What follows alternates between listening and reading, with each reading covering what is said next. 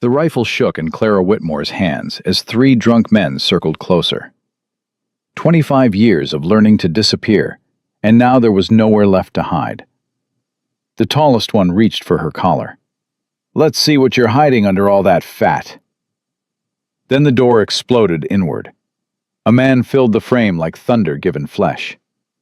His voice cut through their laughter like a blade through silk. "Touch her again, and I'll break more than your pride." What happened next changed everything Clara believed about herself. Like and subscribe, comment your city. Let's see how far this story travels. Clara Jane Whitmore had spent 25 years learning one simple truth. Invisible was safer than seen. She stood behind the counter of Whitmore's general store, her thick fingers sorting through a shipment of tobacco tins. The Montana summer pressed against the windows like a living thing, heavy and unforgiving. Her father had left before dawn, chasing down a delayed freight wagon somewhere between here and Fort Benton. He wouldn't be back until tomorrow night. Maybe later. She was alone. The morning had passed quietly enough. Old Thomas Brennan came in for rope and nails, counting his coins without meeting her eyes. A Blackfoot woman traded beadwork for flour, her face revealing nothing as she completed her business and slipped out. Clara preferred it this way. Quick transactions, no conversation, no opportunity for the looks she'd learned to recognize. The ones that started at her face, dropped to her body, and filled with something between pity and disgust. She was reaching for her father's ledger when she heard them. Laughter first, the kind that made her stomach clench before her mind could name the danger. Then boots on wood, 3 sets, moving without the careful rhythm of sober men. Clara's hands went still. She knew. Before the door swung open, before she saw their faces, she knew what kind of visit this would be. The door banged against the wall hard enough to rattle the shelves. 3 men stumbled inside, bringing the stench of whiskey and weeks without washing. River traders, she guessed, from their clothes and the wildness in their eyes. The kind who worked the Missouri tributaries all spring and drank their pay before summer ended. "Well, well," the tallest one grinned, showing teeth gone brown at the edges. "Old Whitmore finally got himself some help." His companions laughed. The youngest, barely 20, with a boy's attempt at a beard, elbowed the third man, a thick-bodied brute with scarred knuckles and eyes that tracked Clara like she was prey. "Can I help you, gentlemen?" Clara kept her voice steady, professional, the same tone she used with every customer. "Gentlemen," the tall one repeated it like a joke. "You hear that, boys? She thinks we're gentlemen." He moved toward the counter. The smell of whiskey hit her before he was halfway across the room. "We need supplies," he said, leaning close enough that she could see the veins in his bloodshot eyes. "But first, I'm wondering, where's old Whitmore hiding? Can't imagine he'd leave something like you all alone." "My father is conducting business elsewhere. I manage the store in his absence." "Manage." The scarred one spoke for the first time. His voice was soft, almost gentle, which somehow made it worse. "You hear that? She manages." "What supplies do you need?" Clara's hand drifted beneath the counter toward the rifle her father kept there. Her fingers found the stock, wrapped around it. The tall one's grin widened. "What we need," he said, "is entertainment. And look what we found. A whole afternoon with nothing to do but get acquainted with a girl who probably don't get much attention." Clara's throat tightened. "I have a list of available goods. If you tell me what we need," the youngest one cut in, "is for you to come out from behind that counter." "Let us get a proper look," the scarred one added. "Can't do business without proper introductions." Clara's grip tightened on the rifle. "I'm not coming out. Tell me what you need to purchase or leave." The tall one's grin faded. "That ain't friendly." "I'm not here to be friendly. I'm here to conduct business." Business. He tasted the word like something sour. "See, that's the problem with girls like you. Fat girls. Ugly girls. You think the same rules apply to you as the pretty ones." The youngest one laughed, high and nervous. "But they don't," the tall one continued. "Pretty girls get to be rude, 'cause men want something from them. But you?"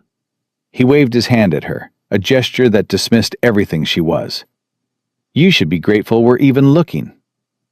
"She probably ain't never had a man look twice," the youngest added. "We're doing her a favor," the scarred one agreed. Clara felt the old, familiar heat rise in her chest. Shame and rage, so tangled together, she couldn't separate them anymore. She'd heard this assessment her entire life.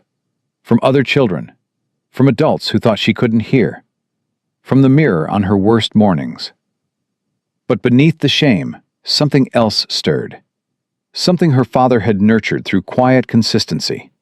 A small, stubborn flame of dignity that refused to die completely. "I've asked you politely to conduct your business, or leave." Her voice came out steadier than she expected. "I'm asking one more time." The scarred one moved then, circling the counter's edge with deliberate slowness. "Or what? You gonna shoot us with that rifle you're holding?" She hadn't realized her grip was visible. "Girl like you," he continued, still moving closer. "Probably never fired at anything but tin cans. You think you got the nerve to point it at a man? Don't what?" The tall one was coming around the other side now. The youngest stayed by the door, his eyes bright with the excitement of watching violence without risk. "Maybe we should teach her some manners," he called. "Girl needs to learn gratitude." Clara pulled the rifle up. The barrel swung between the two men flanking her. She knew the mathematics were impossible. One shot, maybe, before they were on her. "There it is," the scarred one said approvingly. "Some spirit. I like that, even in a fat one." "Put the gun down, sweetheart." The tall one's voice went falsely sweet. "We're just having fun." "You're surrounding me. You're threatening." "Threatening?" The scarred one laughed. "We ain't threatening nothing. We're just talking." The youngest by the door began to chant, soft at first, then building. "Show us. Show us. Show us." Clara's back pressed against the shelves. Tins rattled behind her. "Last chance," the tall one said. "Put down the rifle. Come out from behind there. Maybe we'll conduct our business and leave peaceful." "Doubt it, though," the scarred one added. "Show us. Show us. Show us." Clara's finger found the trigger, and the door exploded inward. Not opened, exploded. The frame screamed in protest. The youngest stumbled forward, his chanting cut dead. A man filled the doorway. Filled was the only word that fit. He wasn't merely tall, though he stood over 6 feet. He wasn't merely broad, though his shoulders spanned the frame. He filled the space with something beyond size. A presence that had nothing to do with volume, and everything to do with certainty. He wore buckskin that had seen seasons of weather. A beard trimmed close against a jaw like carved granite. Boots that had walked more miles than most men dreamed. But it was his eyes that stopped the laughter. Gray as storm clouds. Cold as winter rivers. They swept the room with the efficiency of someone cataloging threats. They found Clara's shaking hands on the rifle. They registered the positions of the 3 traitors. They noted the fear in her face and the calculation in theirs. And they hardened into something that made the temperature drop. "Gentlemen." His voice carried the particular quiet of someone who'd never needed to shout. "You're going to apologize to this woman. Then you're going to leave. Those are your only options." The tall traitor recovered first. "Who the hell are you?" "The man giving you options while you still have them." "This ain't your business, stranger. We're just having a conversation." "No." The word cut through like an axe through kindling. "You're frightening a woman alone in her own store. You're threatening violence. And you're about 3 seconds from learning what consequence feels like." The scarred one's hand drifted toward his belt knife. "There's 3 of us, and 1 of you. Maybe you should—" He didn't finish. The stranger moved with speed that seemed impossible for his size. One moment he stood in the doorway. The next his hand was clamped around the scarred trader's wrist, stopping the knife draw mid-motion. The sound of small bones grinding together filled the sudden silence. "I don't need a knife," the stranger said softly, "to deal with men who threaten women. I just need these." He held up his other hand. The knuckles showed white scars from old impacts. "And I've been aching to use them on someone deserving." The scarred man tried to pull away. Couldn't. Tried to swing with his free hand. The stranger caught that too, almost casually. Twisted. The trader gasped and dropped to his knees. "You got a choice." The stranger addressed the other two without releasing his grip. "Leave right now. Help your friend out that door. Consider yourselves lucky you met me on a charitable day." He paused, letting the alternative hang. "Or find out if 3 drunk cowards is enough against one man who ain't afraid of anything you got." The tall trader's hand moved toward his belt. Clara saw the decision form in his eyes, saw pride and whiskey overcome sense. "Don't," she heard herself say. "Please." But the tall man lunged. What followed was brief and brutal. The stranger released the scarred trader and pivoted. The tall man's punch, aimed at the stranger's jaw, met empty air. The counterpunch landed exactly as intended. The sound of knuckles meeting flesh echoed like a gunshot. The tall trader dropped. The youngest made a run for it, stumbling over the threshold in his haste. The scarred trader, still on his knees, looked between his unconscious companion and the man who'd put him there. Intelligence finally overcame bravado. "We're leaving. Right now."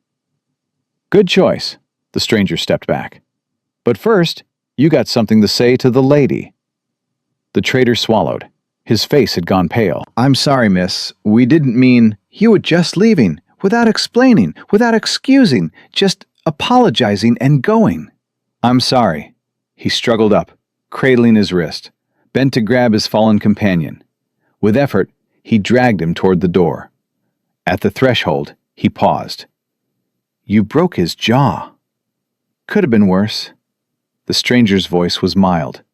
"Could have been yours, too. Now get out of my sight before I reconsider charity." They left, one dragging, one being dragged. Through the window, Clara watched them collect their youngest member and stumble toward 3 horses tied across the road. They rode north at a pace that suggested their horses had more sense than they did. Silence settled over the store. Clara stood frozen, the rifle still in her white-knuckled grip, her breath coming in short gasps she couldn't control, her legs trembling. The stranger turned to face her. His expression had changed completely. The hardness was gone, replaced by something gentle, almost cautious, like he was approaching a spooked horse. "You can put the rifle down now," he said quietly. "They're gone. They won't be back." Clara looked at her hands, as if surprised to find them holding a weapon. Her fingers didn't want to release it. The stranger moved slowly into her line of sight. "My name's Josiah McAllister. Most folks call me Joe." He kept his distance, respecting the space between them. "I was passing through, heading up to the high country for summer trapping. Saw those men come in with a look I recognized." He paused. "Are you hurt? Did they touch you before I arrived?" She shook her head. Words seemed impossible. "That's good. That's real good." He nodded toward the rifle. "But you can lower that now. I promise you I mean no harm. I'm just going to stand right here until you feel safe enough to put it down." Something in his voice, the steadiness of it, the patience, finally broke through the panic. Clara's fingers loosened. The rifle barrel dropped. She set it on the counter with shaking hands. "There you go," Josiah said. "Deep breath now. You're safe. They're gone, and you're safe." "I don't," her voice cracked. "I don't know what they would have—" "Don't think about it. That didn't happen. You're here. You're unhurt. And it didn't happen." He stayed where he was, solid and unhurried. "You got anyone coming back soon? Your father, maybe? Someone I should wait for?" "Tomorrow evening." The words came out small. "Maybe the day after. He went to meet a freight wagon." Josiah's jaw tightened, almost imperceptibly. "So you've been here alone all day?" "I'm always here alone when he's gone." It was defensive, automatic. "I've managed the store before without trouble." "I don't doubt it, but trouble's got a way of finding people, regardless of their managing skills." He glanced around the space. "This your father's place?" "Yes, Henry Whitmore, Whitmore's General Store." "And you are?" "Clara." "Clara Whitmore." "Well, Miss Whitmore." His voice was careful, respectful. "I'd consider it a favor if you'd let me wait around until you feel steadier. I don't like the idea of leaving you alone after something like that. Shock has a way of setting in once danger passes." Clara started to protest, started to say she was fine, that she'd been alone before, that he'd done enough.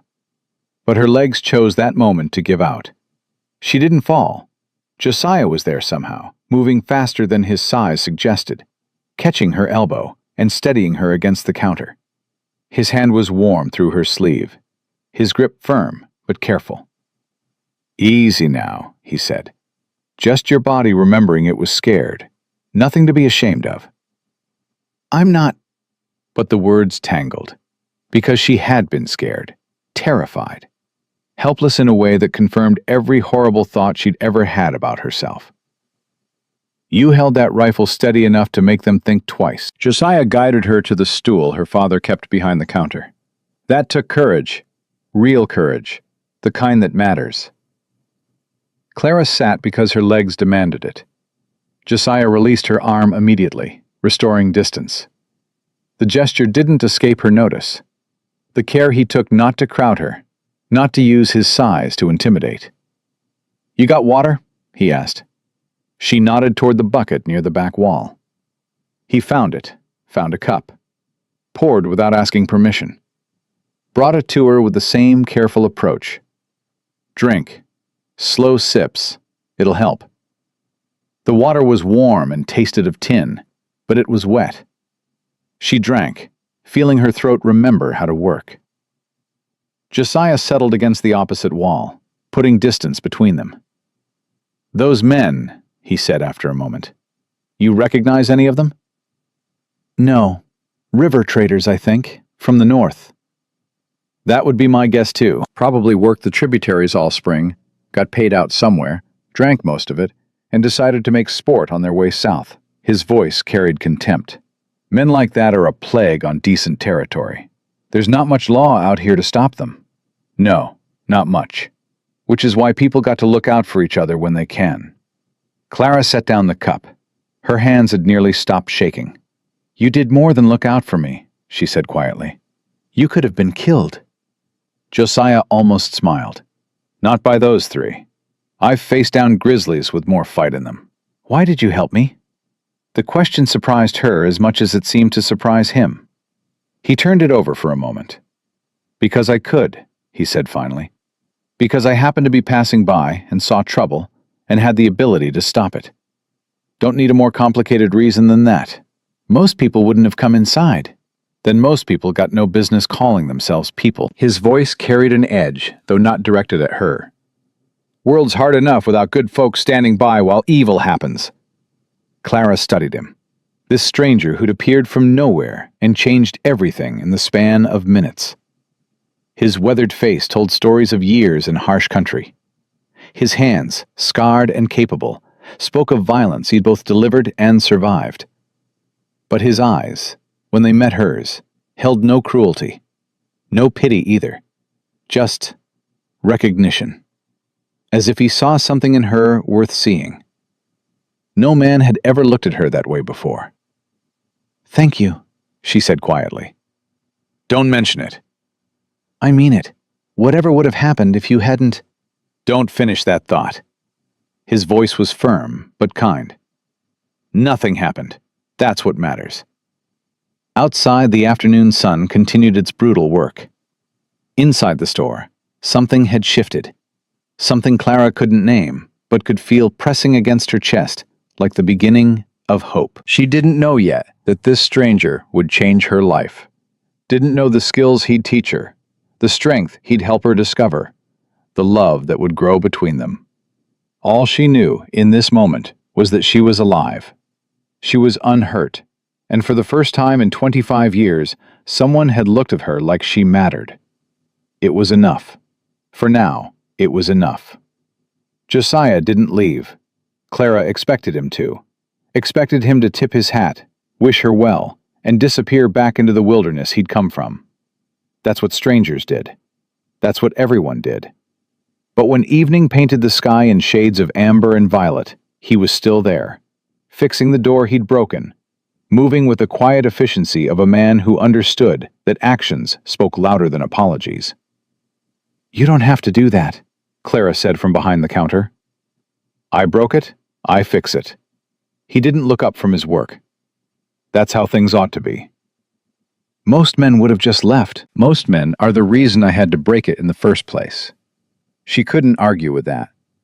The hinge groaned as he tested it, once, twice. Satisfied, he stepped back. Good as new, maybe better. "Thank you." He finally met her eyes. "You keep thanking me, Miss Whitmore. Ain't necessary." "Clara," the word came out before she could stop it. "If you're going to fix my door and save my life, you might as well use my name." Something flickered in his expression, almost a smile. Clara, then. The way he said it, straightforward, without the pity she'd learned to expect, made her chest tighten. "Where will you sleep?" she asked. "Out front, on the porch. I've got my bedroll, and the weather's fine." "You don't have to. I'm not leaving you alone tonight." His voice was firm, but gentle. Those men might have friends, might decide hurt pride needs answering. "I'll stay where I can see anyone coming." Clara wanted to protest, wanted to insist she didn't need protecting, but the memory of 3 men circling her, of their laughter, of hands reaching. "All right," she said quietly. "Thank you." "There you go thanking me again." This time he did smile, just barely, just enough. Night fell, and with it came a silence that should have felt oppressive. Instead, Clara found herself strangely comforted by the sounds of Josiah settling on the porch, the creak of boards, the rustle of his bedroll, the steady rhythm of his breathing as sleep took him. She lay in her small room, staring at the ceiling, replaying the day. Those men, their words, their hands reaching. And then him, filling the doorway, voice like thunder. "Touch her again, and I'll break more than your pride." No one had ever defended her before. Not like that. Not without hesitation or calculation. She'd spent 25 years being invisible, being dismissed, being the girl people looked through rather than at. But Josiah had looked at her, really looked, and he hadn't flinched. Sleep came eventually, fitful and dream-haunted. When she woke to gray dawn light, she found Josiah already up, tending to a massive buckskin horse tied near the water trough. "Morning," he said without turning. "Sleep any?" "Some." "Enough? Does it matter?" He faced her then, his expression serious. "It matters to me." Clara didn't know what to say to that, so she said nothing. "Your father," Josiah continued. "When exactly is he due back?" "Tonight. Maybe tomorrow morning if the wagon's axle is worse than they thought." "Then I'm staying until he returns, if that's acceptable to you." It was more than acceptable. But admitting that felt like admitting weakness. "You have somewhere to be," she said instead. "You mentioned trapping in the high country." "High country ain't going anywhere. Your safety matters more than my schedule." "You don't even know me." "I know enough." He returned to grooming his horse. "I know you held a rifle on 3 armed men, despite being terrified. I know you managed this store alone while your father was gone. I know you offered water and conversation to a stranger instead of demanding he leave." He paused. That tells me plenty about who you are, Clara Whitmore." The words hit her harder than she expected, harder than any insult ever had. Because insults, she knew how to handle. She'd built walls against them, thick and high. But kindness? Genuine, unearned kindness? That found cracks she didn't know existed. "I should make breakfast," she said, her voice rough. "I'll help." They worked together in the small kitchen space behind the store. Clara built up the fire, while Josiah found the coffee supplies and set water to boil. The domesticity of it felt strange, sharing morning tasks with a man who'd been a stranger 24 hours ago. "You live alone up in those mountains?" she asked, stirring cornmeal mush. "Mostly. Got a cabin near Jackson Lake. Nothing fancy, but it's mine." "Don't you get lonely?" He was quiet for a moment. "Sometimes, but I'd rather be lonely by choice than surrounded by people who make me feel alone anyway." Clara's stirring slowed. "You understand that," he said. It wasn't a question.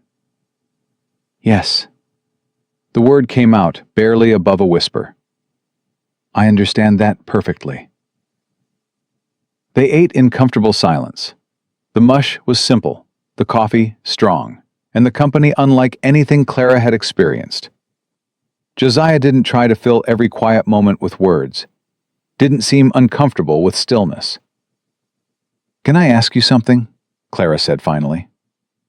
"Ask." "Yesterday, when they said those things about me," she forced herself to continue, "you didn't react, didn't look at me different. Why?" Josiah set down his coffee cup. "Because what they said was garbage, and I don't let garbage change how I see things." Most people are wrong about most things."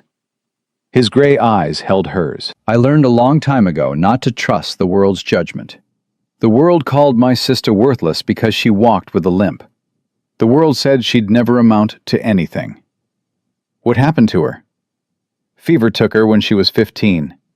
But before she died, she could read better than anyone in our county, could calculate figures faster than men twice her age, could see beauty in things most folks walked right past." His voice roughened. "The world was wrong about her. It's wrong about a lot of people. I stopped listening to the world's opinions a long time ago."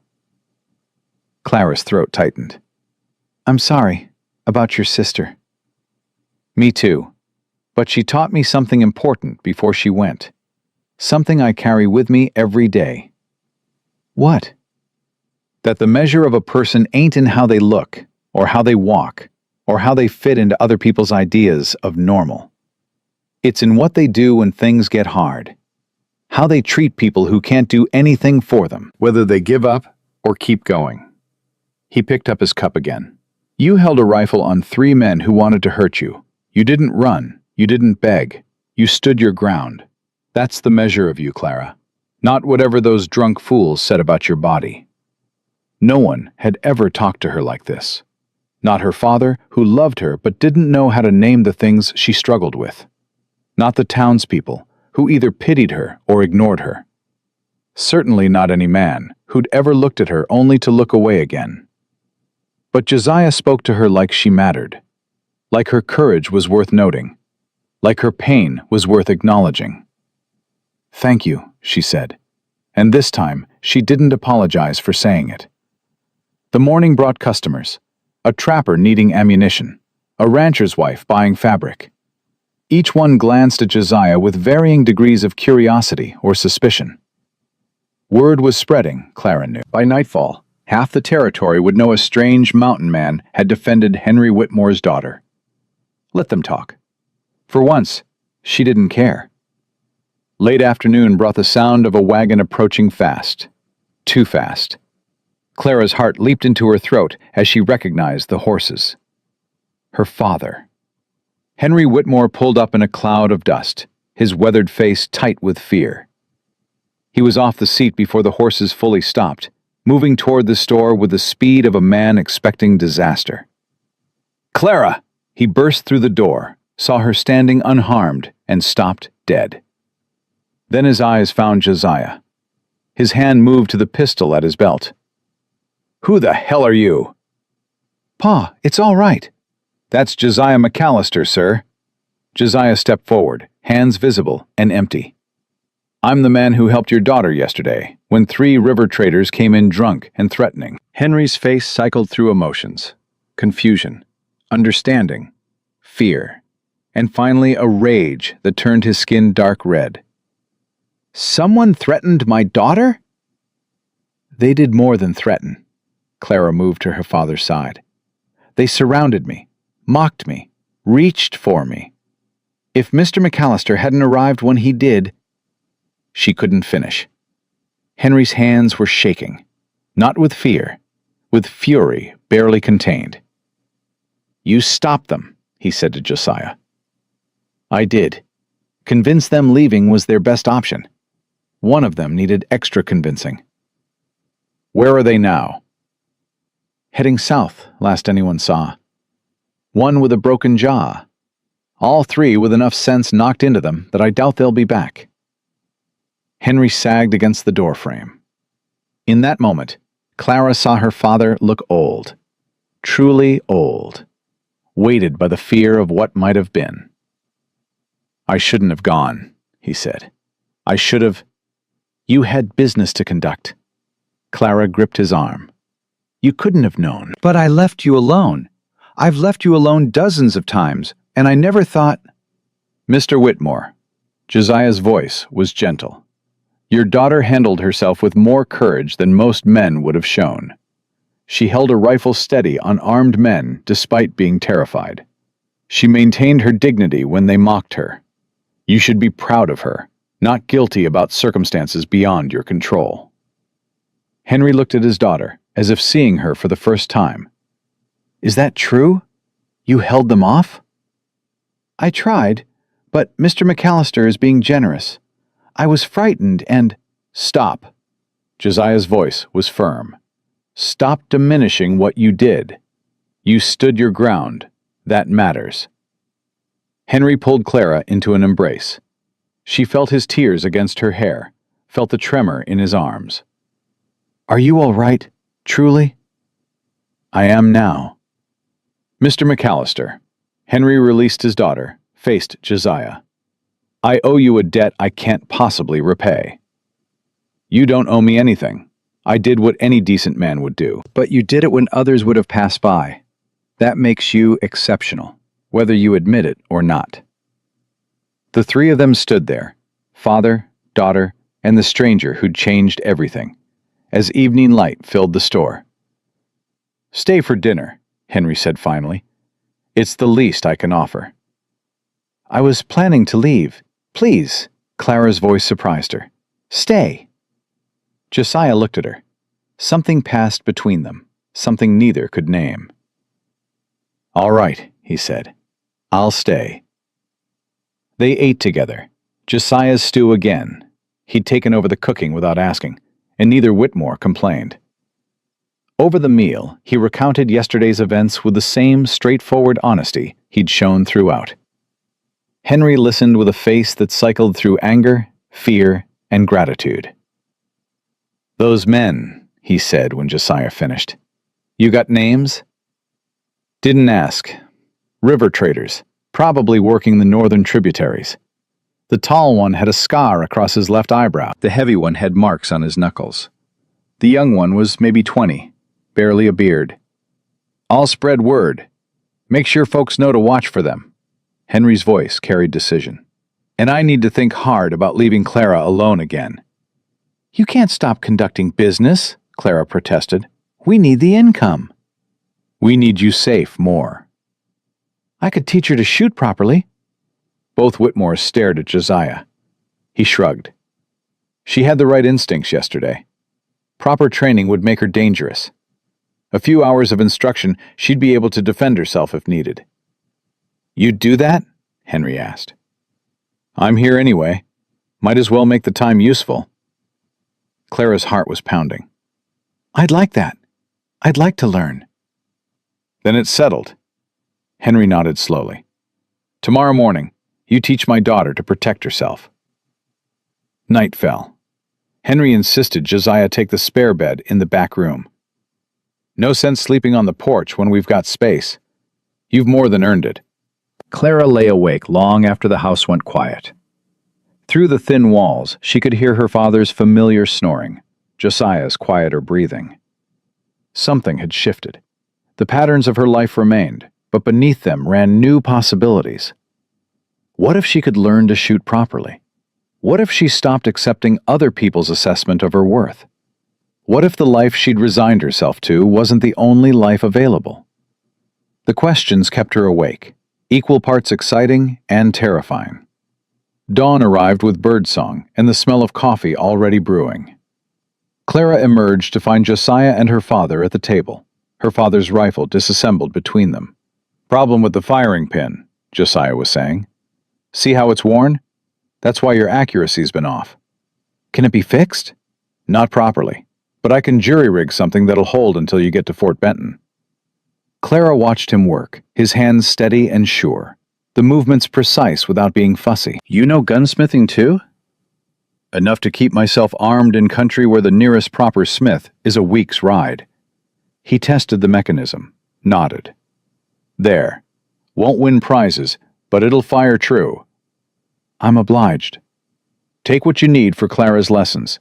Can't learn without practice rounds. They ate quickly, cornmeal mush and salt pork. Then Josiah gathered ammunition and led Clara behind the trading post, where scrublands stretched toward distant mountains. He set up targets, empty tins on fence posts at varying distances. First things first, he handed her the rifle. Show me how you'd normally hold this. Clara positioned it as she'd seen her father do. Stock against shoulder, hands gripping where instinct suggested. Josiah circled her slowly. Not terrible, but not good either. Your feet are wrong, too close together. You're off balance before you even sight down the barrel. He demonstrated the correct stance. Shoulder width apart, weight even. Try it. She adjusted, felt awkward, but when he pressed gently against her shoulder, she didn't wobble. Better. Now your grip. You're holding too tight. The rifle's going to kick when you fire, but fighting it makes accuracy worse. He moved her hand slightly. Feel the difference? She did. The weapon felt more natural now. Good. Now, sighting. Close one eye. Line up the front sight with your target. Breathe. When you're ready, exhale slowly and squeeze the trigger on the exhale. Don't jerk it. Smooth pressure. Clara aimed at the nearest can, followed his instructions. Squeezed. The rifle kicked. The can remained untouched. Dust puffed up a foot to the left. Not bad, Josiah said. You pulled left at the last second, anticipating the recoil. Try again. She tried again, and again, and again. By the 20th round, she'd hit 3 cans. You're learning fast, Josiah observed. Good instincts. Just needed proper technique. I'm still missing more than I'm hitting. Everyone does it first. Difference is whether you miss from poor fundamentals or bad luck. They continued through the morning. Sweat dampened Clara's dress. Her shoulder developed a bruise from the recoil. But she didn't care. For the first time in her life, she was learning something that might save her. Why are you doing this? She asked during a break. Teaching you? Told you. Seemed useful. No, I mean, why are you being kind to me? You don't know me. You're not getting anything from this. Josiah was quiet for a moment. I told you about my sister. Martha, yes. The world told her she was worthless every day of her life, and she believed it for a long time, until someone took the time to show her different, to teach her that her worth wasn't determined by her body or her limp or what cruel people said. He looked at Clara directly. You remind me of her, not in looks or circumstance, but in potential, in the strength you don't see in yourself yet. Clara's eyes stung. Most people don't see any strength in me. Most people are blind. I ain't. He handed her the rifle. Now show me you can hit that far target. 40 feet. Realistic distance for actual defense. She took position, adjusted her stance, sighted carefully, breathed out, squeezed. The can exploded off the post. There, Josiah said, satisfaction in his voice. Now you're dangerous. Clara lowered the rifle. Her hands were steady now, her breathing even. Something had changed in her, something fundamental. She'd hit a target at 40 feet. She'd learned skills that might save her life. She'd spent the morning being treated not as a burden or a victim, but as a student worth teaching. For the first time in 25 years, Clara Whitmore wondered if perhaps the world's judgment of her had been wrong. If maybe she'd been stronger than she knew all along. She just needed someone to believe it first. And this stranger, this mountain man who'd walked into her life like an answer to a prayer she hadn't known she was praying, had given her that. She didn't know what came next, didn't know if he would stay or go, if this transformation would last, if the lessons would stick. But standing there in the Montana morning, rifle in hand, target destroyed, she felt something she hadn't felt in years. Hope. Real, terrifying, wonderful hope.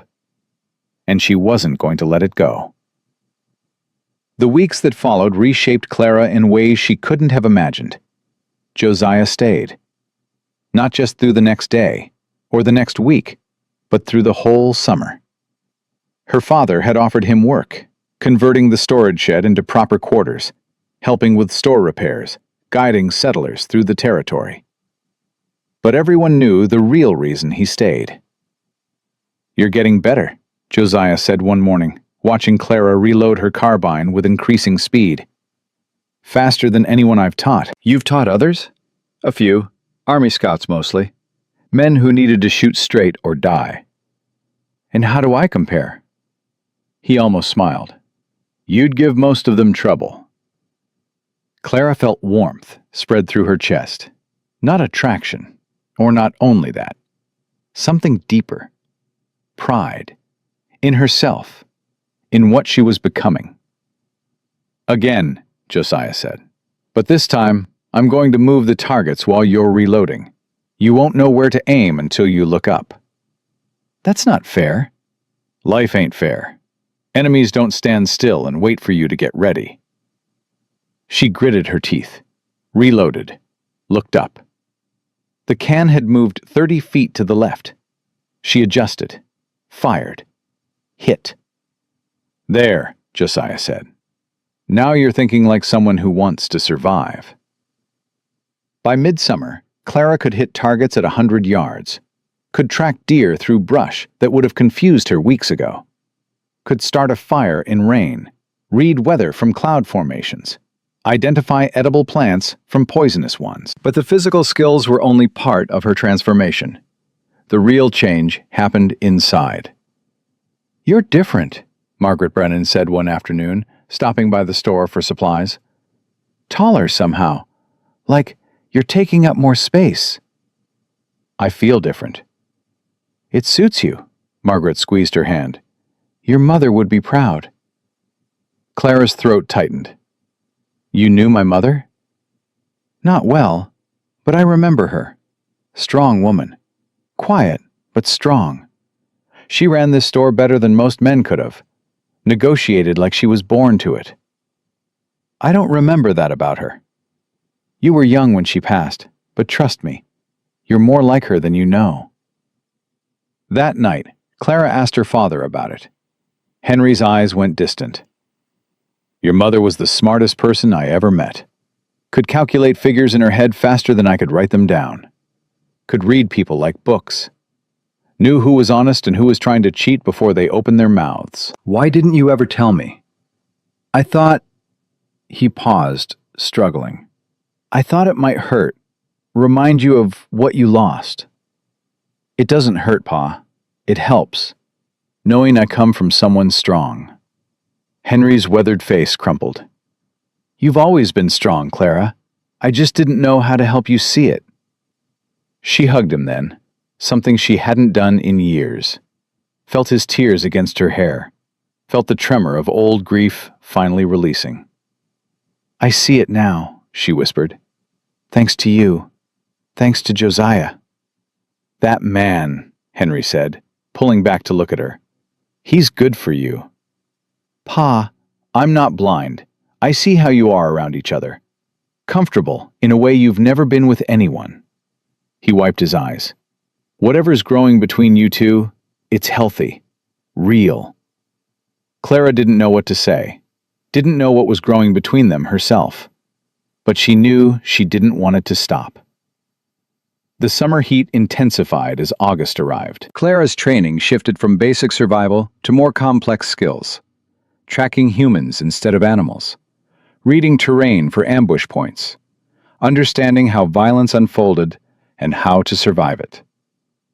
"Why are you teaching me this?" she asked one afternoon after a particularly grueling session. Josiah was quiet for a moment. "Because the world's dangerous, and I won't always be here to protect you." Something cold gripped Clara's heart. "You're leaving?" "Eventually. I always do." He met her eyes. "But that's not what I meant. I meant that you deserve to be able to protect yourself. Not because I'm leaving, but because you're worth protecting. And the best person to do that is you." "You talk like I matter." "You do matter." "To who?" "To your father. To the people in this territory who've watched you grow these past weeks. To yourself, if you'd let yourself believe it." He paused. "To me." The words hung in the air between them. Clara's heart was pounding so hard she was sure he could hear it. "Josiah." "I ain't good with words," he said quickly. "Never have been. And I'm not trying to. I don't want you to think." "Think what?" "That I expect anything. Just because I've helped you doesn't mean I expect anything in return." Clara stepped closer. "What if I want to give something in return?" His breath caught. "Clara, what if I'm not grateful to you, Josiah? What if what I feel isn't gratitude at all?" He closed his eyes. "Don't." "Don't what?" "Don't start something I can't finish. I'm not a settling man. I've lived rough and independent too long. I don't know how to be any other way." "I'm not asking you to settle. I'm not asking for promises." She was close enough now to see the pulse jumping in his throat. "I'm asking if you feel it too. This, whatever this is between us." Josiah opened his eyes. The gray depths were stormy, conflicted. "Yes," he said roughly. "God help me, yes, I feel it." "Then that's enough. For now, that's enough." They stood there, close, but not touching, the summer heat pressing around them. Something had shifted between them. Something neither could name, but both could feel. "We should get back," Josiah said finally. "Your father will wonder." "Let him wonder." But she stepped back anyway, gave him space. She understood him well enough now to know he needed time to process, needed room to figure out what he was feeling. She could wait. She'd waited 25 years to feel like this. A little longer wouldn't kill her. The next morning brought unexpected visitors. 3 riders approached at speed, Thomas Brennan and 2 of his ranch hands. Their horses were lathered, their faces grim. "We've got trouble," Thomas said without dismounting. "Raiders hit the Morrison place last night, killed 2 of their hands, drove off most of their cattle." Henry emerged from the store. "Morrison's? That's only 20 miles from here." "That's why I'm here. We're organizing a watch. Every ranch, every homestead. Someone sees strangers, they light a signal fire. We respond together." "You think they'll hit again?" "These raiders have been working their way south for weeks. Hit 3 places up in the Dakotas before crossing into Montana. They're organized. Dangerous." Thomas's eyes found Josiah. "You're the mountain man who helped the Whitmore girl." Josiah nodded. "We could use someone with your skills. Tracking, fighting. Most of the men around here are ranchers and shopkeepers. Good people, but not trained for this kind of thing. I'll help however I can. Good. Thomas looked at Clara. Word is you've been learning to shoot. I have.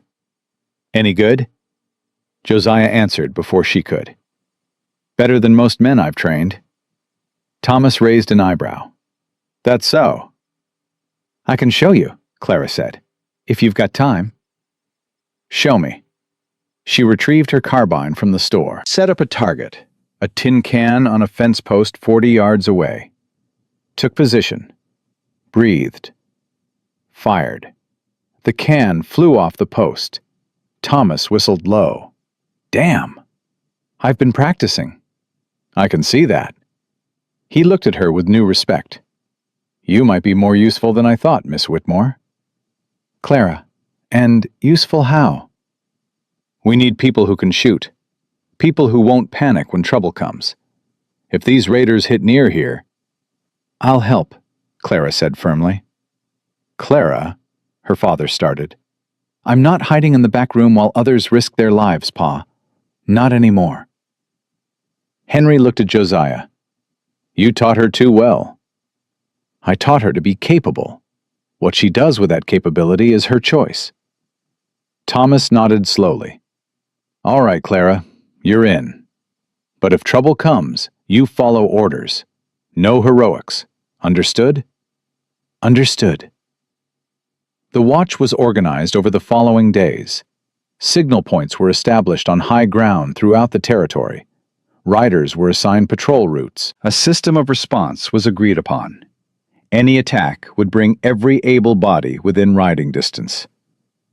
Clara found herself included in the planning sessions, her opinion sought on logistics and supply management.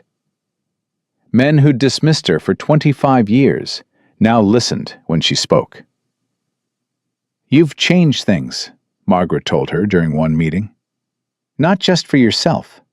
For every woman out here who's been told she can't contribute. I'm just doing what makes sense. That's exactly the point. You made it make sense. 2 weeks passed without incident. The tension in the territory remained high, but hope began to grow that perhaps the raiders had moved on. Perhaps the danger had passed. Then Thomas Brennan's son rode in at dusk, his horse nearly dead beneath him. They're coming, he gasped, sliding from the saddle. Saw them myself. 8 riders, maybe more, heading toward our ranch. They'll hit before midnight. Everything happened fast after that. Signal fires were lit, riders dispatched. Within 2 hours, 15 armed men had gathered at Whitmore's store, the central point for the Southern Territory, and 1 armed woman. Clara, you don't have to, Henry started. Yes, I do. She checked her carbine, counted her ammunition. The Brennans are good people.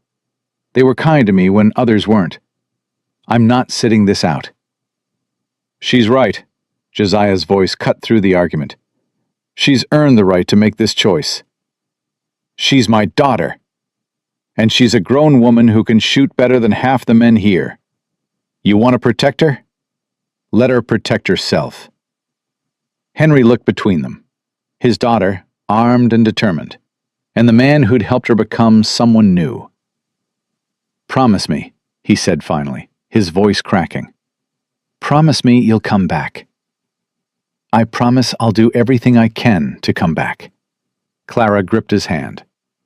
That's all anyone can promise. They rode out under a 3/4 moon, 15 men and 1 woman, heading toward whatever waited at the Brennan Ranch.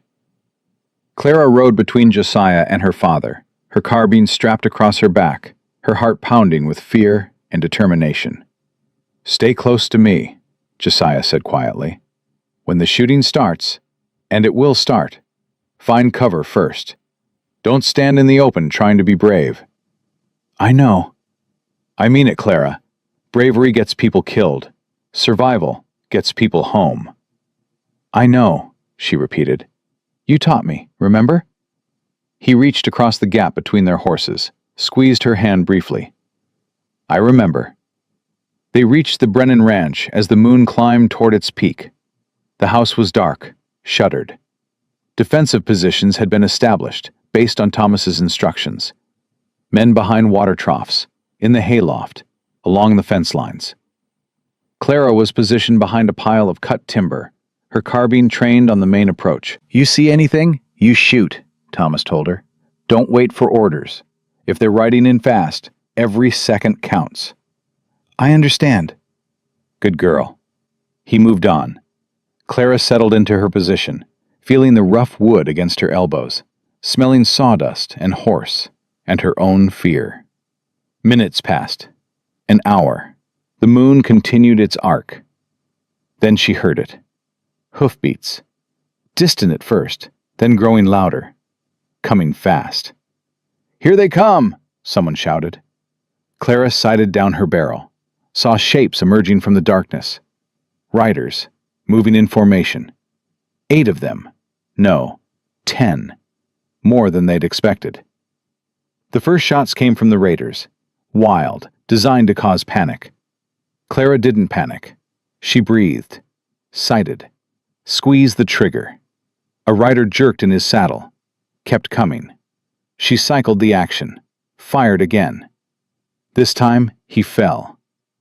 Everything dissolved into chaos after that. Gunfire from all directions.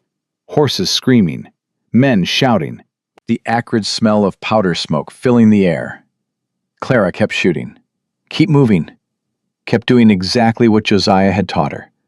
Find cover, acquire target, fire, move, repeat.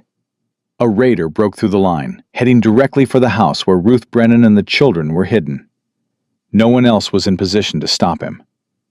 Clara ran, left her cover, sprinted across open ground, knowing she was exposed, knowing it could get her killed. The raider saw her, raised his pistol. She raised her carbine first. Their shots rang out simultaneously.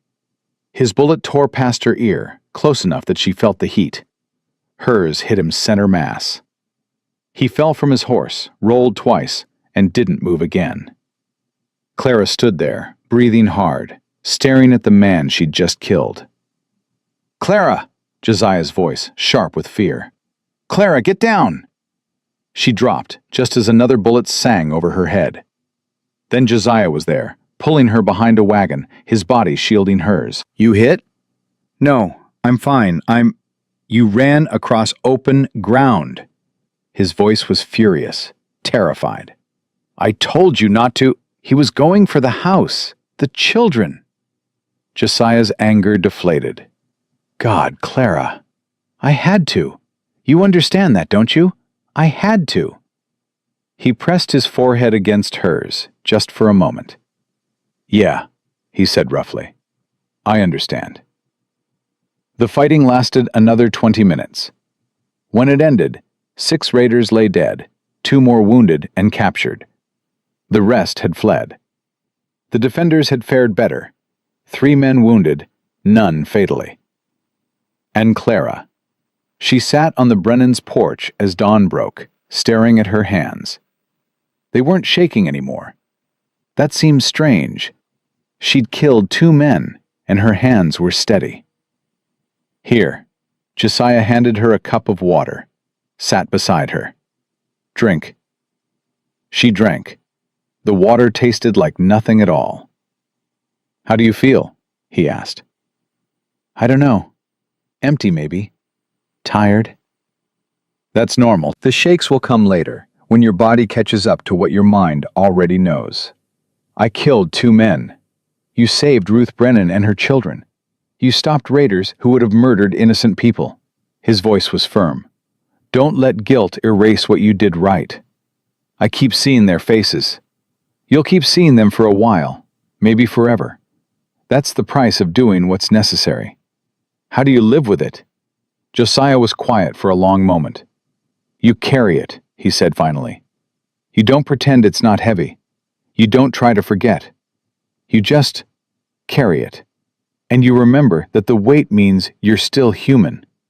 The day it stops being heavy is the day you should worry." Clara leaned against his shoulder. He let her. "Thank you," she said quietly. For what? For teaching me. For staying. For not lying to me about what this would cost. You'd have learned it anyway, with or without me. Maybe, but I'm glad it was with you. Thomas Brennan approached, his face lined with exhaustion and something that looked like awe. Miss Whitmore. Clara. He extended his hand. I owe you my family's lives. You don't owe me anything. I owe you everything. He shook her hand firmly. What you did tonight, running across that ground, stopping that rider, most men wouldn't have had the courage. I just did what needed doing. That's exactly what courage is. He looked at Josiah. You taught her well. I didn't teach her courage. That was already there. I just helped her find it. Clara rode home with her father as the sun climbed higher. Neither spoke for a long while. Finally, Henry broke the silence. I watched you tonight, from my position by the barn. Clara waited. I watched you run across that open ground, watched you face down that rider. His voice cracked. I've never been so terrified in my life. Pa. And I've never been so proud. Clara's eyes burned. Pa, you're not my little girl anymore. You're... He struggled for words. You're the woman your mother always knew you could be, and I'm sorry it took me so long to see it. They rode the rest of the way in silence, but it was a different kind of silence now. The silence of understanding. The silence of respect. When they reached the store, Josiah was waiting on the porch. He'd ridden ahead, given them time alone. Clara, he stood as she dismounted. We need to talk. Her heart clenched. That sounds serious. It is. Henry touched her shoulder.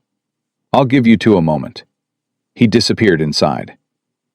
Clara faced Josiah, suddenly terrified in a way she hadn't been during the firefight. You're leaving, she said.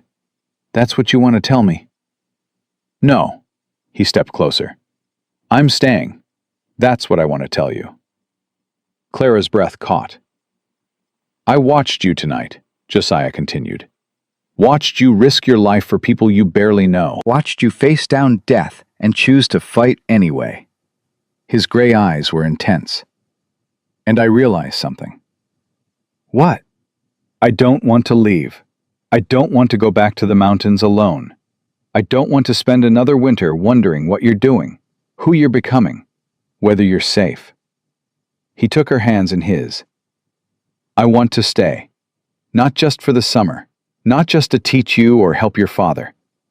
I want to stay because being with you is the first time in years I've felt like I'm where I belong. Clara's tears spilled over. Josiah. I'm not good with words. I've said that before. But I can learn. And I can promise you this.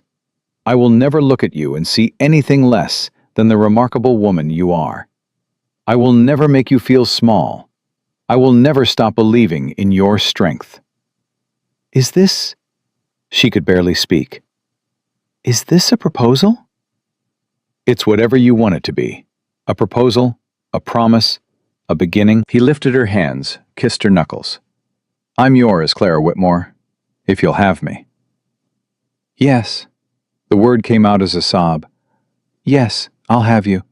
Yes, I want you to stay. Yes, to all of it. He pulled her into his arms then, held her tight, his face buried in her hair. I love you, he said, the words rough and raw. I didn't know how to say it before. Didn't know if I was allowed to feel it. But I love you, Clara. All of you. I love you too. She was laughing and crying at the same time. I have for weeks, maybe since that first day when you kicked down the door. He kissed her then, tender and fierce all at once. And Clara Whitmore, who had spent 25 years believing she would never be loved, discovered that she'd been wrong. About so many things, but mostly about herself. The days following the raid should have been peaceful. They weren't. Word spread through the territory like wildfire, not just about the successful defense, but about Clara Whitmore, the shopkeeper's daughter who'd run across open ground, who'd killed 2 raiders, who'd saved Ruth Brennan and her children. Some people praised her. Others didn't. "It ain't natural," Clara overheard a customer telling her father one morning. "A woman killing men like that? It ain't right." "She saved lives," Henry said tightly. "She took lives. There's a difference." Clara stepped out from the back room. The customer, a rancher named Hollister, whose opinion of her had never been high, went pale. "You got something to say to me, Mr. Hollister?" He shifted on his feet. You were just talking about me like I wasn't here, like I couldn't hear, like I haven't been hearing people talk about me my whole life." "Clara," her father started. "No, Pa. Let him say it to my face." She moved closer to Hollister. "Go on. Tell me how unnatural I am. Tell me how wrong it was to stop a man from murdering children." Hollister's face reddened. "I didn't mean you meant exactly what you said, and here's what I have to say back." Clara's voice was steady, cold. "I don't care what you think of me. I don't care what anyone in this territory thinks of me. I did what needed doing, and I'd do it again. Easy for you to say. You ain't the one. I'm the one who pulled the trigger. I'm the one who sees their faces when I close my eyes. I'm the one carrying that weight." She stepped back. "Now buy what you came for, or get out." Hollister left without buying anything. Henry watched him go, then turned to his daughter. "That was too much?" "I was going to say impressive." He almost smiled. "Your mother would have handled it the same way." "I'm tired, Pa. Tired of apologizing for existing. Tired of making myself small so other people feel comfortable." "You don't have to explain yourself to me." "I know." She rubbed her eyes. "I just wish—" "Wish what?" "Wish doing the right thing didn't come with so much judgment." The bell above the door rang. Josiah entered, his expression tight. "We've got a problem." Clara's stomach dropped. "What kind of problem?" "The 2 raiders we captured. The ones Thomas turned over to the marshal in Fort Benton." Josiah paused. "They escaped last night. Killed a deputy doing it." Henry swore under his breath. "They'll come back. Men like that always come back. That's not the worst of it." Josiah moved closer, lowered his voice. "Before they escaped, they talked. Told everyone who'd listen about the woman who killed their friends. Described you, Clara. Gave your name. Said they'd make you pay." Fear gripped Clara's chest. Old fear. The kind she thought she'd conquered. "Let them come," she said, but her voice wavered. Josiah took her hands. "This isn't bravado time. These men are killers. Professional. The ones we fought were just the muscle. There's someone organizing them. Someone who doesn't take losses lightly." "What are you saying?" "I'm saying we need to be careful. All of us." He looked at Henry. "You might want to close the store for a few days. Stay armed. Stay alert." "Close the store? You can't afford to be dead either." The words hung in the air, harsh and true. "What do we do?" Clara asked. "We prepare. We watch. And we hope they're smart enough to cut their losses and move on." But Clara could see in his eyes that he didn't believe they would. Neither did she. The next 3 days passed in tense silence. The store remained open. Henry refused to let fear dictate his business. But no one went anywhere alone. Josiah slept in the main room, rifle within arm's reach. Clara kept her carbine loaded at all times. On the 4th night, the trouble came. Clara was closing the store when she heard it. Hoofbeats, approaching fast from the north. Multiple riders. "Josiah!" He was already moving, dousing the lamps, positioning himself near the window. "How many?" she asked. "Can't tell yet. 4, maybe 5. He handed her the carbine. "Get your father. Back room. Stay down until I give the all clear." "I'm not hiding, Clara." His voice was sharp. "This isn't the raid. This is targeted. They're here for you specifically. If you show yourself, you give them exactly what they want." "And if I don't, they'll burn the place down with us inside." They'll try. They won't succeed. He cupped her face with one hand. Trust me. Please. She wanted to argue. Every fiber of her newly discovered strength screamed against hiding while others faced danger. But she also trusted him. Completely. All right, but if it goes wrong, you do whatever you have to do to survive. Promise me. I promise. He kissed her quickly, fiercely. Then he was gone, slipping out the back door. Clara found her father already armed, positioned near the back window. I heard, he said. Josiah's right. We stay down, stay quiet. Pa, if they— Quiet. The hoofbeats stopped outside. Clara counted in her head. 4 horses, maybe 5. Then a voice, rough, mocking, familiar. Whitmore, come on out. We know you're in there. Clara's blood went cold. She knew that voice. Knew it from nightmares she'd had every night since the raid. It was one of the captured raiders. The one who'd watched his friends die. The one who'd sworn revenge. We just want the fat girl, another voice called. Send her out and we'll leave you alone. Like hell you will, Henry muttered. Don't. Clara gripped his arm. Don't engage. That's what they want. I ain't letting them talk about you like, Pa, please. Henry's jaw clenched, but he stayed silent. Outside, the raiders grew impatient. Fine, have it your way. Boys, burn it down. Clara heard movement, boots on dirt, the slosh of liquid. Kerosene. They were going to burn the store. We have to move, she whispered. Where? The root cellar. It's got an exit on the other side of the building. We can— A gunshot split the night. Not from the raiders. From somewhere above them. Then another, and another, screaming, horses panicking, more shots. Clara pressed against the window, trying to see. Josiah had positioned himself on the roof. He'd let them approach, let them cluster together, then open fire from an angle they hadn't expected. 2 raiders were down already. A third was trying to mount his horse, but couldn't seem to find the stirrup. The 4th and 5th had taken cover behind the water trough. Cover me! One shouted.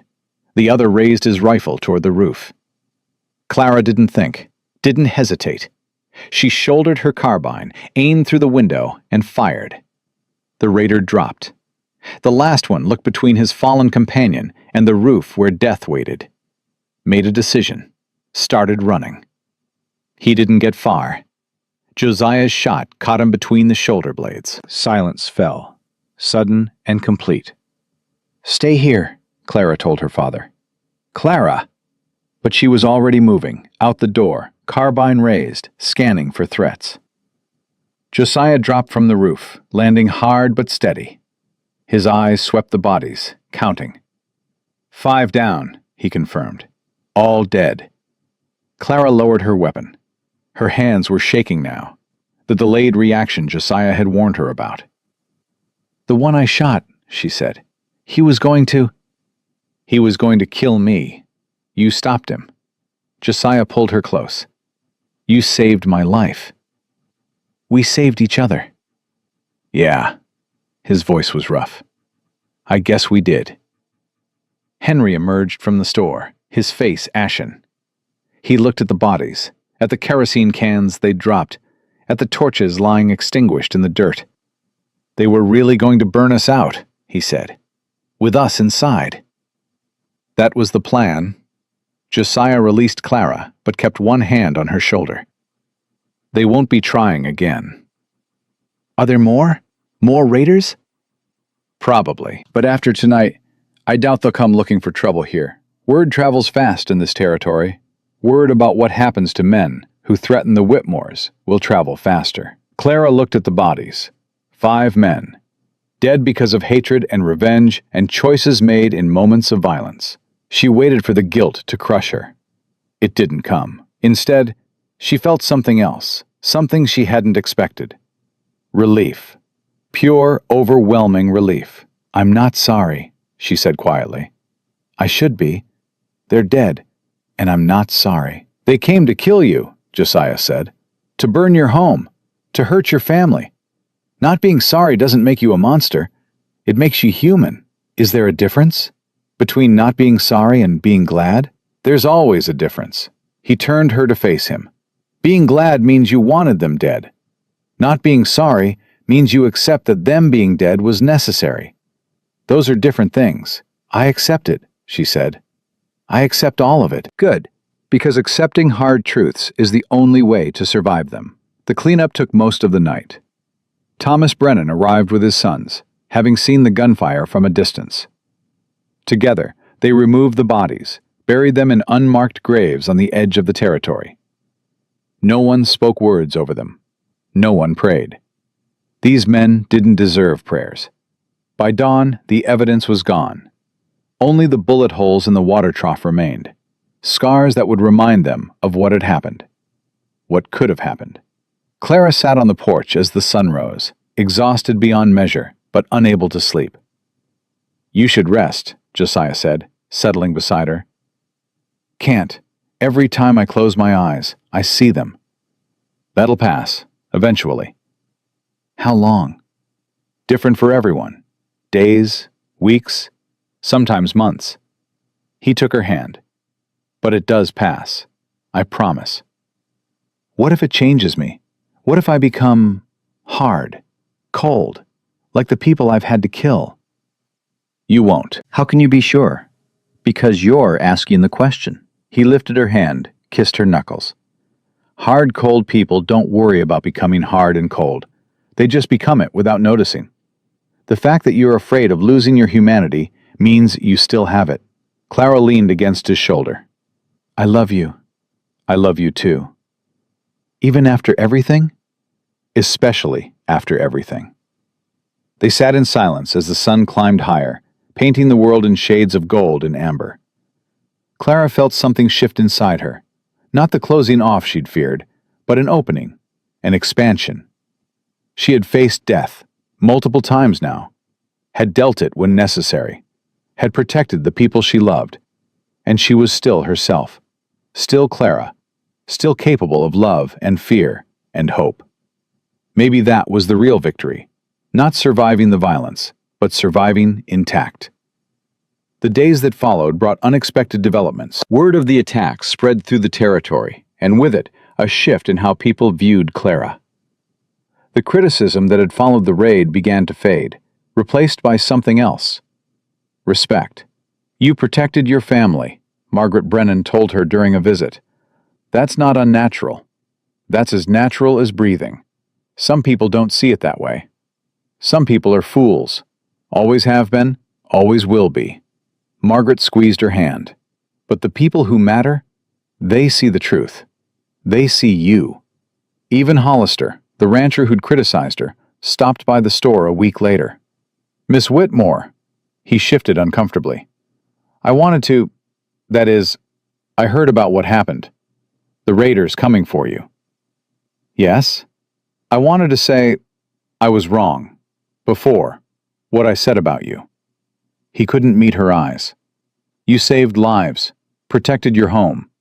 That's what people out here are supposed to do." "Thank you, Mr. Hollister. I ain't asking for forgiveness. I know I don't deserve it." "No, you don't." Clara's voice was even. "But I appreciate you saying it anyway."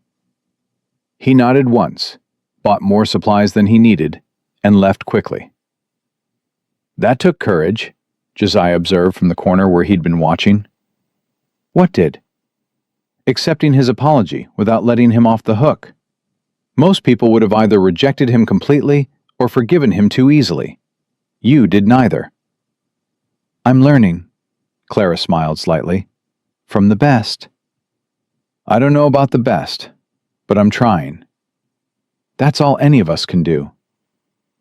2 weeks after the attack, the circuit preacher came through town. Clara hadn't planned on anything formal, hadn't expected pomp or ceremony.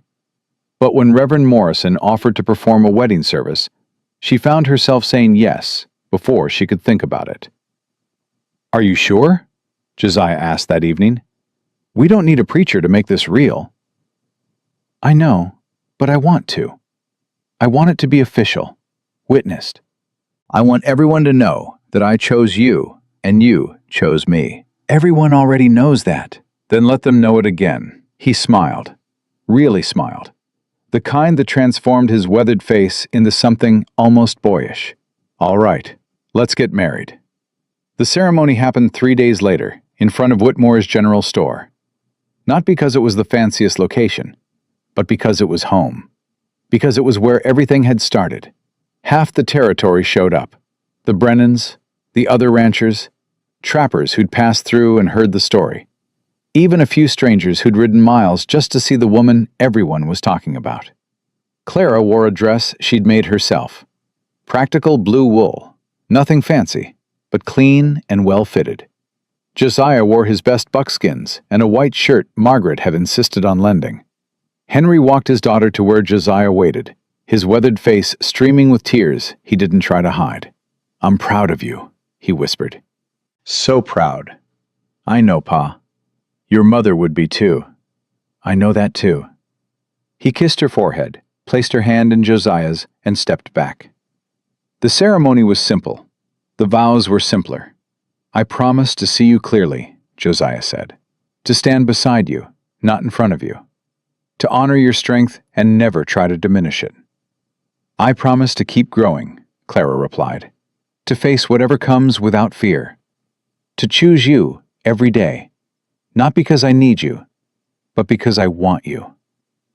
The Reverend pronounced them married. Josiah kissed her, tender and fierce all at once. The crowd cheered. And Clara Whitmore, Clara McAllister now, felt something she'd waited 25 years to feel. Complete. Not because she'd found a man, not because she'd been validated by marriage, but because she'd finally become the person she was always capable of being. And she'd found someone who loved that person completely. The celebration continued into the evening. Food and music and laughter. Stories shared and toasts made. Clara danced with her father, with Thomas Brennan, with men who'd once looked through her like she didn't exist. "You've changed everything," Margaret told her during a quiet moment. "Not just for yourself, for every woman in this territory who's ever been told she's not enough." "I didn't do it for them." "No, you did it for yourself. That's why it matters." Clara watched Josiah across the room, talking with Henry, laughing at something her father said. Her husband, her partner, her equal. A year ago, she couldn't have imagined this moment, couldn't have imagined any of it. And yet here she was, alive, loved, respected. Enough. Finally, completely enough. As the celebration wound down and guests began heading home, Clara found Josiah on the porch, looking up at the stars. "Thinking about something?" she asked, settling beside him. "Thinking about tomorrow, and the day after, and all the days after that." "Good thoughts?" "The best thoughts." He pulled her close. "For the first time in years, I'm actually looking forward to the future." "Me too." "Any regrets? About any of it?" Clara considered the question carefully. The fear, the violence, the judgment, the blood on her hands, the love, the growth, the strength she'd discovered. "No," she said finally. "Not a single one." "Even the hard parts?" "Especially the hard parts. They made me who I am." Josiah kissed her temple. "Who you are is extraordinary." "Who I am is yours." "That too." They stood together in the darkness, husband and wife, watching the stars wheel overhead. Behind them, the store where everything had started. Before them, a future neither had dared imagine. And between them, a love built not on rescue or idealization, but on mutual respect, shared struggle, and the unwavering belief that together they could face whatever came. It was, Clara thought, exactly how love was supposed to be. Not easy, not perfect, but real, and hers. Winter came hard that year. The snow fell thick and relentless, blanketing the territory in white that stretched as far as the eye could see. But inside Whitmore's general store, warmth persisted, not just from the fire, but from the life being built within its walls. Clara sat at the counter each evening, writing by lamplight while Josiah worked on repairs and Henry dozed in his chair. The words came easier now, flowing from somewhere deep inside her. "What are you working on tonight?" Josiah asked, setting down his tools. "The same thing, our story." "You've been writing that for months." "It's a long story," she smiled, "and it's not finished yet." He moved closer, reading over her shoulder, his brow furrowed. "You're putting in everything? Even the parts that make you look scared?" "Especially those parts. Fear isn't weakness. You taught me that." "I taught you a lot of things. Doesn't mean I expected you to write them all down." "Someone should. Someone should know that ordinary people can do extraordinary things when they're pushed hard enough." Josiah was quiet for a moment. "You really think people will want to read this?" "I don't know, but I want to write it either way." He kissed the top of her head. "Then write it. I'll keep the fire going." By February, Clara had filled 3 journals with her careful script. Stories from the frontier, observations about life in hard country, and woven through all of it, the tale of a woman who'd learned to stop apologizing for existing.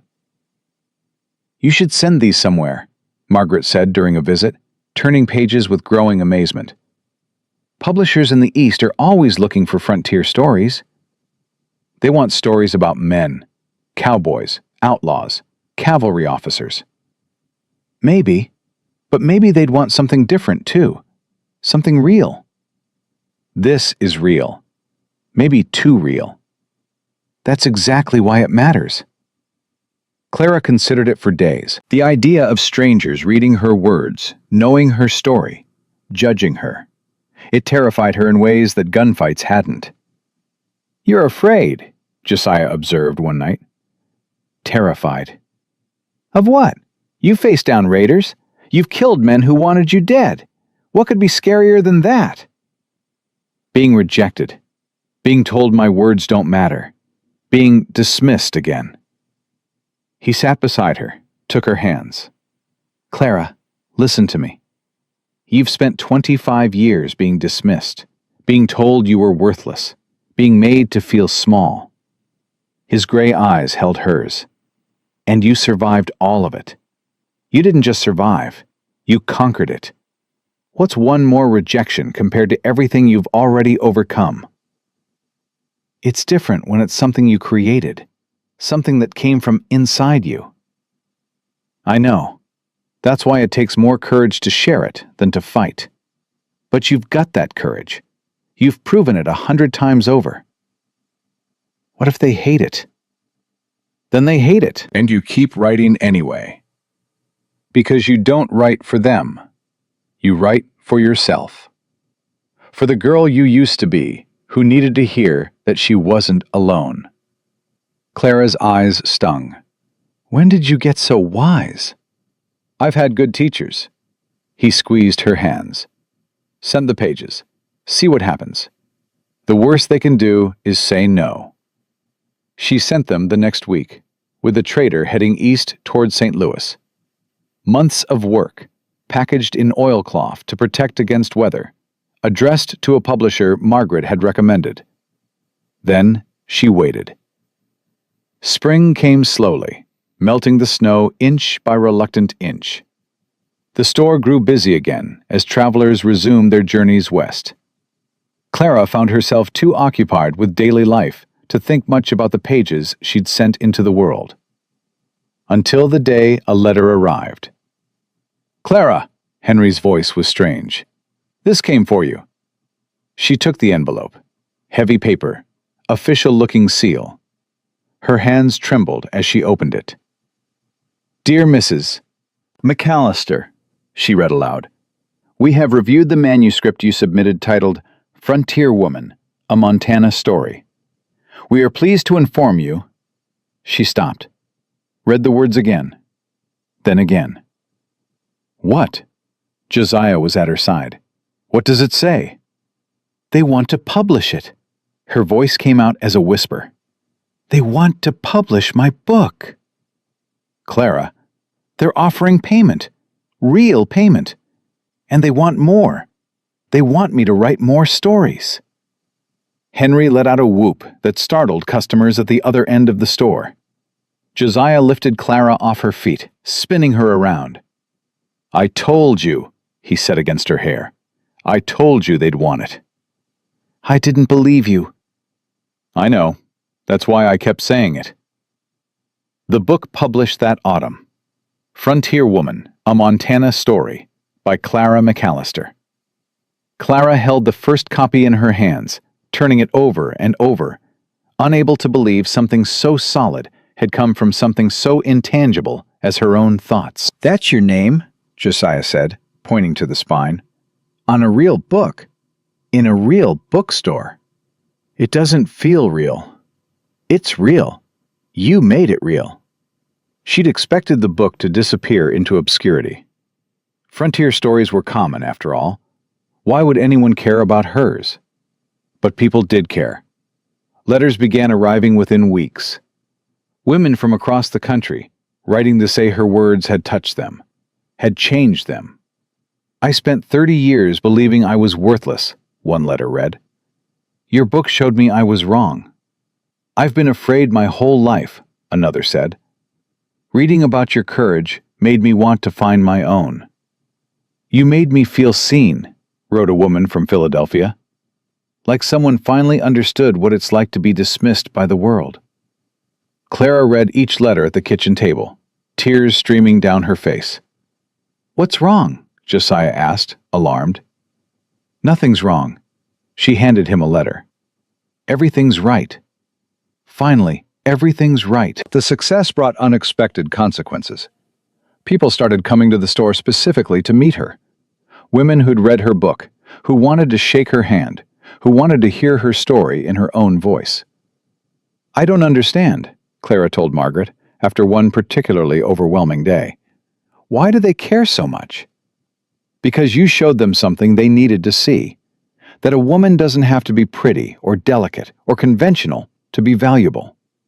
That strength comes in forms the world doesn't always recognize." "I just wrote what happened." "Exactly. You wrote the truth. And truth is powerful." The attention made Clara uncomfortable at first. She'd spent so long being invisible. Learning to be seen felt like learning a new language. But gradually, she found her footing, found her voice, not just on the page, but in person. "Tell us about the raid," visitors would ask. "Tell us about the night they came for you." And she would tell them, without shame, without apology. "I was terrified," she would say, "every single time. But I did what needed doing anyway. That's not bravery. That's just life." "But you killed men. How do you live with that?" "I carry it, every day. I don't pretend it's not heavy.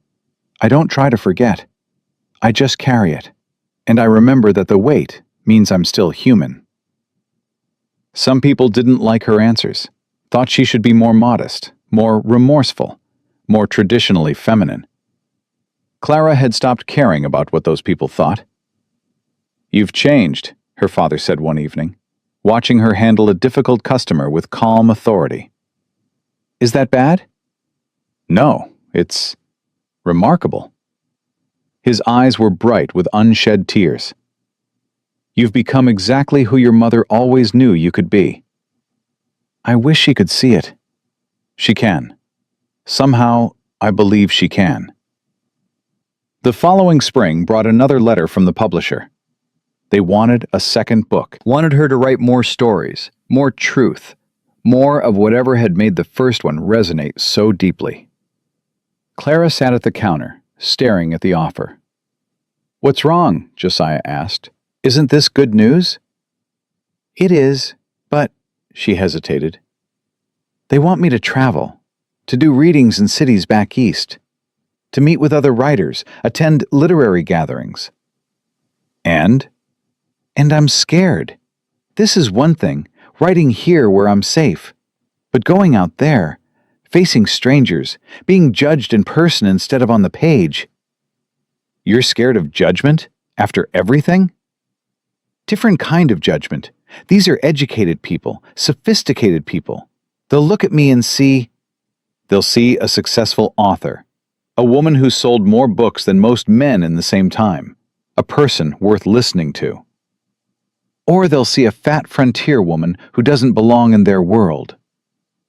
Josiah took her face in his hands. Clara, listen to me.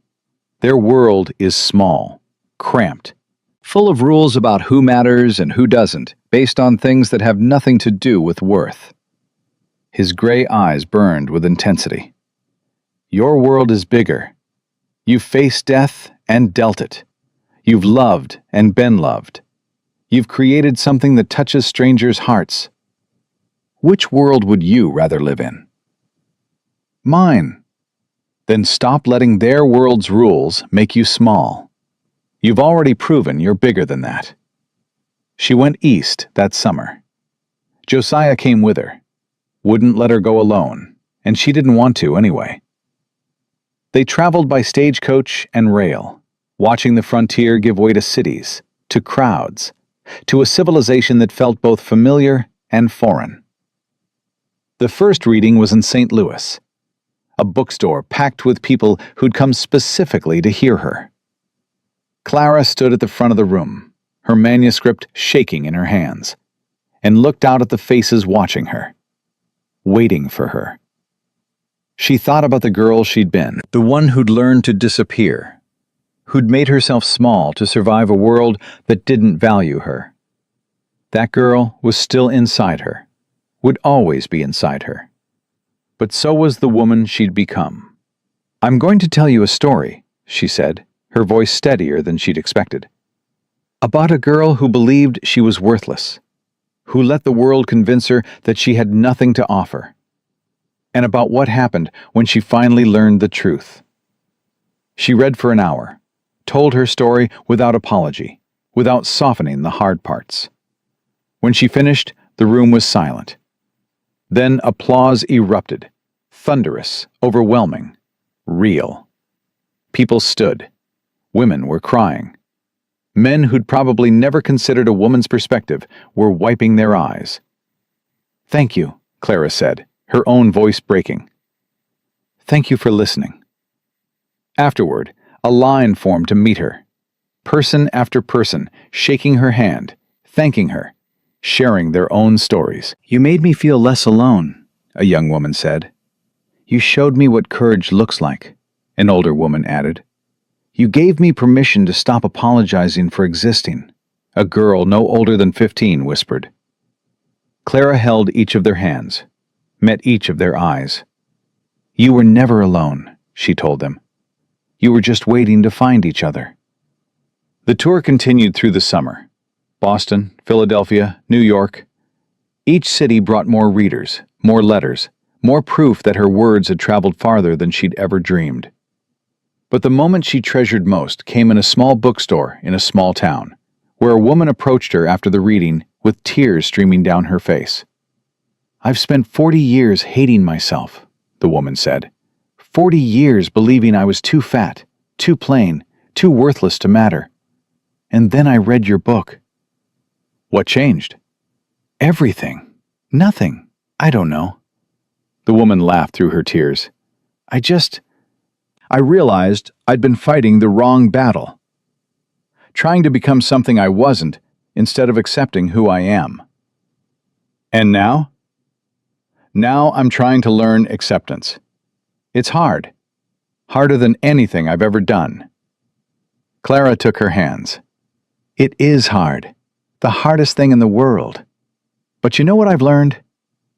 What? Acceptance isn't about loving every part of yourself. It's about refusing to let anyone else define your worth.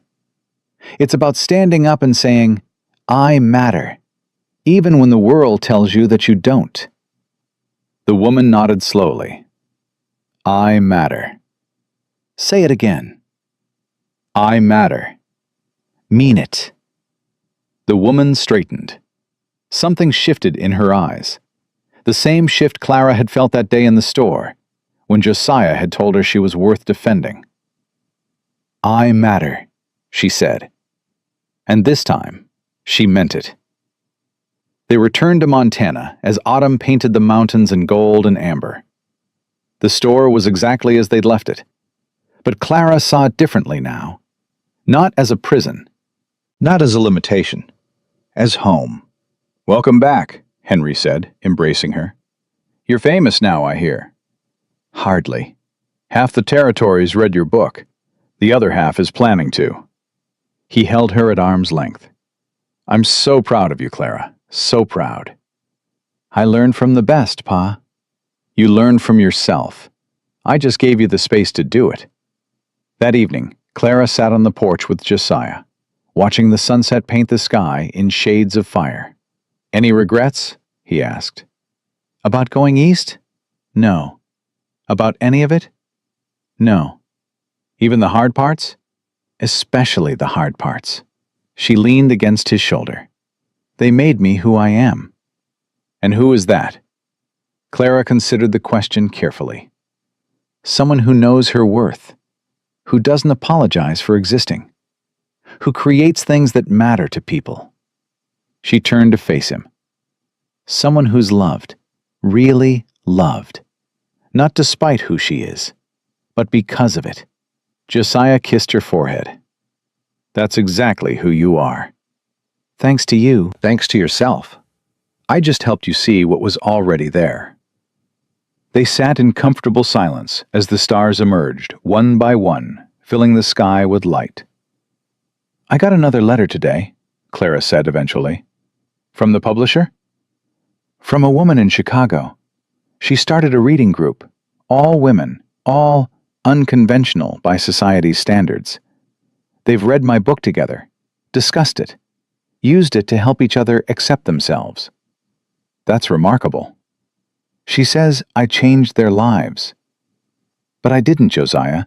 I just wrote my story. They changed their own lives. That's what stories do. They give people permission to change. You gave them that permission." "I never expected any of this." "I know. That's part of why it happened." Henry joined them on the porch, settling into his familiar chair with a groan. "Getting old," he complained. "Everything hurts." "You're not old, Pa." "I'm old enough." He looked at his daughter with eyes full of love and amazement. "But watching you become who you are, that makes all the years worth it." "Pa," "I'm serious. When your mother died, I didn't know how to raise you. Didn't know how to help you face a world that would be cruel to you just for existing. I failed you, Clara, in so many ways." "You didn't." "I did. But somehow, despite my failures, you became this." He gestured at her, at Josiah, at everything they'd built. "Strong, successful, happy. Everything I wanted for you and didn't know how to give." "You gave me more than you know, Pa. You gave me safety, stability, love." "I gave you the bare minimum. You did the rest yourself." Clara took her father's weathered hand. "The bare minimum from someone who loves you is worth more than all the wealth from someone who doesn't. You taught me that. Every day, just by being here, you taught me that." Henry's eyes spilled over. He didn't try to hide it. "Your mother would be so proud," he whispered. "So proud of the woman you've become." "I know, Pa. I feel her with me sometimes, watching, smiling." "She's definitely smiling. Probably laughing, too, at how worried I was for nothing." They shared a moment of silence, not grieving, but honoring, remembering the woman who'd started everything, even if she hadn't lived to see it finished. Years passed. Clara wrote 3 more books. Each one touched more lives than the last. She became known throughout the country as a voice for women who'd been silenced, for people who'd been dismissed, for anyone who'd ever been told they weren't enough. She never became beautiful by the world's standards, never became thin or delicate or conventional. But she became herself, fully, completely, unapologetically herself. And that, she discovered, was better than beautiful. "Do you ever think about who you might have been?" Josiah asked one evening, years into their marriage. "What do you mean?" "If those men hadn't come into the store that day, if I hadn't happened to be passing by, would you have stayed small forever?" Clara considered the question. "I don't know. Maybe. Maybe not." She looked at him, at this man who'd given her so much without ever asking for anything in return. "But I know this. Whoever I might have been doesn't matter. Who I am matters. And who I am is someone who's loved. Someone who's made a difference. Someone who's finally, completely enough." "You've always been enough." "I know that now. But knowing and believing are different things." "And now you believe?" "Now I believe." He pulled her close, held her against his heart. "Good, because I've always believed it. Nice to have you catch up." She laughed, a real laugh, full and free, the kind she'd never imagined herself capable of back when she was the girl who'd learned to disappear. That girl was still inside her, would always be inside her. But so was the woman who'd faced down raiders, who'd protected her family, who'd written words that touched thousands of hearts. Both were real. Both were her. And she loved them both. The last thing Clara wrote, on the last page of her last journal, was a message to herself. To the girl she'd been. To anyone who needed to hear it. "You are not worthless. You were never worthless. The world lied to you, and you believed it, and that's not your fault. But the lie stops here.